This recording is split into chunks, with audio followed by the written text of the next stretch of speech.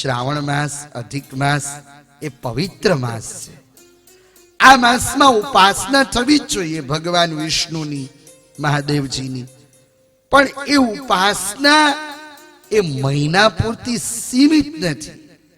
કોઈ પણ વસ્તુને સીમિત ન બનાવો. ધર્મનું સ્વરૂપ એ નિત્ય છે. એ કોઈ સીમિતતા નથી કોઈ વસ્તુમાં કે કોઈ એમાં બંધાયેલું નથી.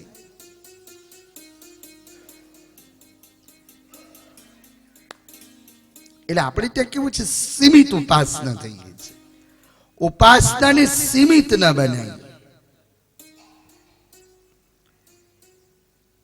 પુરુષોત્તમ ભગવાનની ઉપાસના નિત્ય થવી જોઈએ. અધિક માસમાં તો થવી જ જોઈએ. શ્રાવણ માસમાં મહાદેવજીની ઉપાસના થવી જ જોઈએ. મત્સ્ય પુરાણમાં આજ્ઞા છે, શ્રાવણી શંભુ પૂજનમ. પણ એ સીમિત નથી. ધર્મનું સ્વરૂપ બહુ વિશાળ છે.